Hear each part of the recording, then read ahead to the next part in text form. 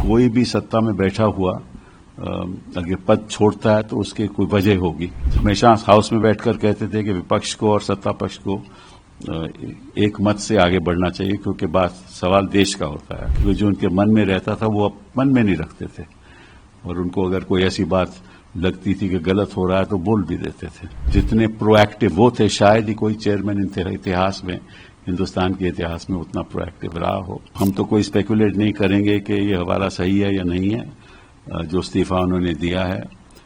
मैं तो व्यक्तिगत रूप से मैं खुश नहीं हूं कि मैं जब पार्लियामेंट जाऊंगा तो उनको नहीं देखूंगा, क्योंकि मेरे उनके साथ संबंध बड़े वर्षों से हैं और बड़े अच्छे संबंध रहे, पारिवारिक संबंध रहे। और जहां जहां भी हमारे परिवार के कोई फंक्शन होते थे तो धनखड़ साहब हमेशा आते थे, और मेरे पिताजी के साथ उनके संबंध रहे, और मैंने कई केसेस उनके साथ भी किए, उनके खिलाफ भी किए जब वो दूसरी साइड पर रहते थे। लेकिन हमारी जो पर्सनल इक्वेशन थी वो बहुत ही समझ लीजिए कि वार्म थी। हाँ? और आई विल मिस हिम, क्योंकि जो भी कहो धनखड़ साहब का एक व्यू पॉइंट हमेशा रहता था जो अक्सर पब्लिक में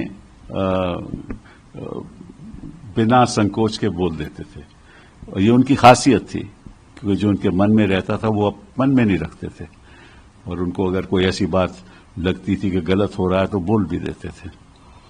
और हमेशा हाउस में बैठकर कहते थे कि विपक्ष को और सत्ता पक्ष को एक मत से आगे बढ़ना चाहिए, क्योंकि बात सवाल देश का होता है। वो बात भी सही है, लेकिन हर एक का नजरिया अलग अलग होता है, तो कई बार हाउस भी नहीं चलता था।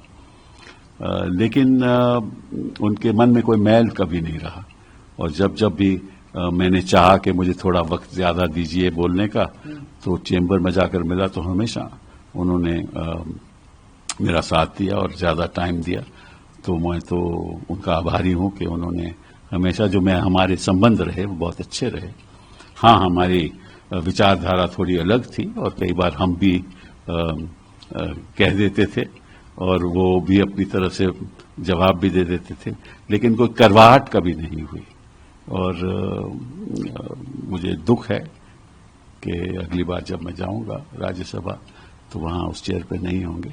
लेकिन जिस तरह से वो चेयर पे अपनी बात रखते थे, और जितने प्रोएक्टिव वो थे, शायद ही कोई चेयरमैन इतिहास में, हिंदुस्तान के इतिहास में उतना प्रोएक्टिव रहा हो।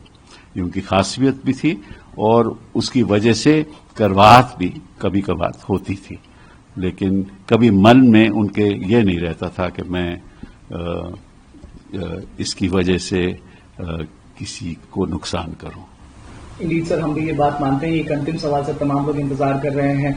तमाम जो रिपोर्ट्स स्पेकुलेशन की अब दौड़ रही हैं मीडिया में, कहा जा रहा है कि गवर्नमेंट और चेयर के बीच में रिफ्ट था। आप तो एक कलीग के तौर पर, और आप सदन में भी साथ रहे हैं, प्रोफेशन की भी अगर बात करें तो उनके खिलाफ में भी, उनके साथ में भी तमाम केसेस में हमने आपको देखा है उनके साथ। कैसे देखते हैं, क्या रीजंस हो सकते हैं सर? नहीं, इसके बारे में तो मैं कुछ कहना नहीं चाहता। उन्होंने कहा है कि स्वास्थ्य की वजह से वो इस्तीफा दे रहे हैं, और इस बात को हमें ज्यादा बढ़ा चढ़ा के बोलना नहीं चाहिए।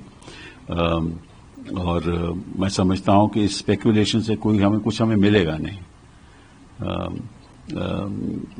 कोई भी सत्ता में बैठा हुआ अगर पद छोड़ता है तो उसकी कोई वजह होगी, और इतनी गंभीर वजह होगी कि उनको छोड़ना पड़ा, या उन्होंने सोचा कि अब वक्त आ गया है मुझे छोड़ने का। तो उस पर हमें स्पेकुलेशन नहीं करना चाहिए। उन्होंने चिट्ठी में साफ लिखा है कि मेरा स्वास्थ्य ठीक नहीं है और इसीलिए मैं ये पद को छोड़ रहा हूं।